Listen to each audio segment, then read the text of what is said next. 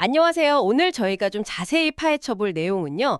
오는 8월부터 달라지는 거죠. 한국의 가족 간 자금 이체 관련 세금 규정입니다. 네, 맞습니다. 이게 국세청에서 새로운 AI 감시 시스템을 도입한다는 소식인데 혹시 뭐 자녀분들한테 용돈 보내시거나 생활비 지원하시면서 이거 세금 문제 생기는 거 아닌가 하고 걱정해 보신 적 있으세요? 많으실 것 같아요. 그렇죠. 8월부터는 진짜 아주 작은 금액이라도 좀 주의 깊게 봐야 할 수 있다고 하네요.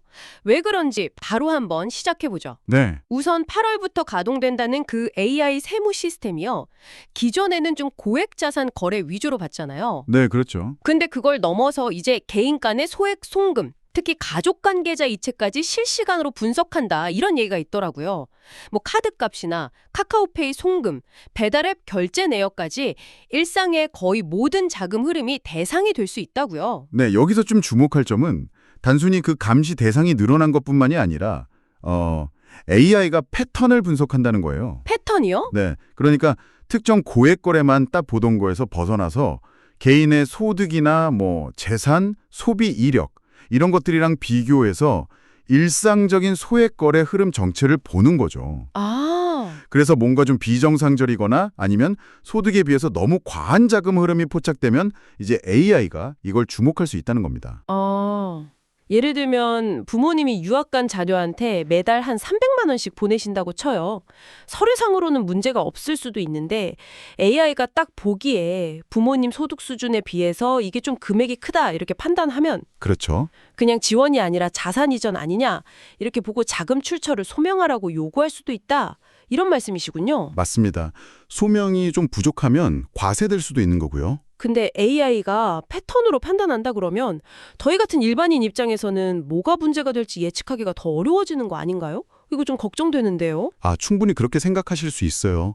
그래서 이제 증여랑 필요에 의한 지원, 이 경계를 좀 명확히 아는 게 더 중요해졌습니다.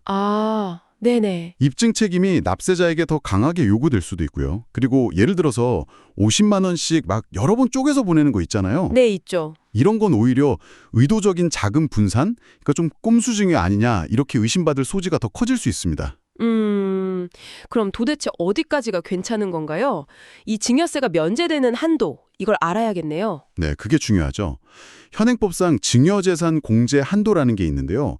이게 10년간 누적금의 기준입니다. 10년 누적이요? 네, 배우자는 6억 원이고요. 성인 자녀는 5천만 원, 미성년 자녀는 2천만 원, 그리고 부모님이나 조부모님께 드리는 것도 5천만 원, 형제자매 같은 기타 친족은 1천만 원까지입니다. 아하. 여기서 제일 중요한 건 이게 10년 누적이라는 거죠. 예를 들어서 한 5년 전에 자녀한테 3천만 원을 주셨고 올해 또 3천만 원을 주신다. 이러면 합산 6천만 원이 되잖아요. 그렇죠. 6천이죠. 그러면 성인 자녀 한이도인 5천만 원을 넘어서니까 그 초과된 1천만 원에 대해서는 증여세가 나올 수 있는 겁니다. 그렇군요. 근데 일상적인 생활비나 교육비 지원은 괜찮다고 들었는데요. 그거는 좀 다른가요? 네, 맞아요. 세법상으로는 비과세 항목이 맞습니다. 근데 여기에도 조건이 붙어요. 조건이요? 네. 해당 자금이 직접 그 용도로 지출된 경우에 한해서 비과세라는 거죠. 직접 그 용도로? 네. 만약에 자녀가 생활비 명목으로 돈을 받았는데 그걸 차곡차곡 모아서 주식 투자를 하거나 뭐 집 계약금 같은 데 썼다. 이러면 그건 증여세 대상이 될 수 있습니다. 와. 그러니까 돈을 보내실 때 이체 메모에다가 뭐 555 생활비 아니면 XXX 교육비 이런 식으로 용도를 좀 명확하게 쓰시고 관련 영수증 같은 증빙을 잘 챙겨두시는 게 안전합니다. 와, 그냥 생활비라고 보낸 돈도 결국 어디에 쓰였는지가 중요하다는 거네요. 이거 생각보다 되게 꼼꼼한 기록이 필요하겠는데요? 네, 그렇죠. 그래서 미리 좀 계획을 세우는 게 중요해졌다고 볼 수 있습니다. 그렇다면 이렇게 세금 걱정 없이 합법적으로 가족을 좀 돕고 싶을 때 활용할 만한 방법은 없을까요? 그 영상에서 보니까 2가지 전략이 있던데 꽤 흥미롭더라고요. 네, 있습니다. 첫 번째는 계획적 분할 증여 방식이에요. 계획적 분할 증여. 네. 아까 말씀드린 그 10년 중의 공제 한도를 최대한 활용하는 거죠. 예를 들면 자녀가 10살 때 2천만 원, 미성년 한도, 그리고 11살 때 다시 2천만 원, 그리고 성인이 된 후에 뭐 예를 들어 21살에 5천만 원, 성인 한도, 그리고 31살에 또 5천만 원. 10년 단위로 딱 맞춰서. 그렇죠. 이렇게 딱 계획을 세우면 총 1억 4천만 원까지는 세금 없이 증여가 가능해지는 겁니다.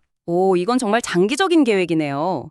그럼 좀 더 소액으로 꾸준히 지원하는 뭐 그런 다른 방법은 없을까요? 네, 그게 이제 두 번째 전략인데요. 정기금 증여라는 방식입니다. 정기금 증여? 네, 매달 일정한 금액, 예를 들어서 한 20만 원씩 10년간 정기적으로 증여하고 이걸 신고하는 방식이에요. 아, 매달 20만 원씩 10년이면 초액은 2,400만 원이네요. 네, 그렇죠. 총액은 2,400만 원인데 이렇게 장기 계약처럼 신고를 하면 세법상 현재 가치로 할인 평가를 받아요. 할인 평가요? 네, 뭐랄까 장기 할부 상품을 일찍 사면 할인받는 거랑 좀 비슷하다고 생각하시면 쉬워요.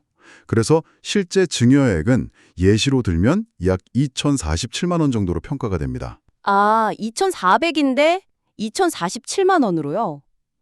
그럼 미성년자 공제 한도 2천만 원이랑 거의 비슷해지네요. 네, 맞아요. 그렇게 되죠. 초과분이 아주 소액이면 보통 과세되지 않는 경우가 많고요. 그리고 요즘에는 현금 대신에 뭐 펀드나 주식으로 이렇게 증여하기도 하는데요. 아, 그것도 가능해요? 네, 그렇게 하면 나중에 그 펀드나 주식에서 운용 수익이 나도 거기에 대해서는 추가 증여세가 없다는 장점도 있습니다. 오, 이것도 잘 활용하면 좋겠네요. 네, 결국 계획적인 접근이 정말 중요하다는 말씀이시군요. 그렇습니다. 자, 오늘 저희가 나눈 이 이야기들, 여러분께는 어떤 의미일까요? 핵심은 역시 8회부터 AI가 가족 간의 그런 소소한 돈 거래 패턴까지 들여다볼 수 있게 된다는 점인 것 같습니다. 네, 그 점이 가장 크죠. 세금 문제에 있어서는 이제 몰랐어요. 이런 해명이 좀 통하기 어려울 수 있으니까요. 돈을 이체하실 때 용도를 명확히 적고 관련 기록을 남기는 습관이 더욱 중요해진 것 같습니다. 네, 맞습니다. 그리고 좀 더 넓게 보면 이런 기술을 활용한 세무 행정 강화는 뭐 우리나라만의 일은 아니고요. 세계적인 추세이기도 합니다. 아, 그런가요? 네. 그래서 이렇게 변화하는 규정을 좀 정확히 이해하고 미리 대비하는 그런 지혜가 필요하다고 생각합니다. 네. 마지막으로 이런 질문 한번 던져보고 싶습니다. AI가 우리의 소득과 지출 패턴까지 분석하는 시대가 온다면 이건 단순히 세금 문제를 넘어서는 것 같아요. 그렇죠. 이런 디지털 세상에서 우리의 금융 프라이버시 문제라던가 또 가족 간의 경제적인 도움을 주고받는 방식에 대한 우리의 생각 자체를 어떻게 바꿔놓게 될까요? 이건 한 번쯤 다 같이 고민해 볼 만한 문제가 아닐까 싶습니다.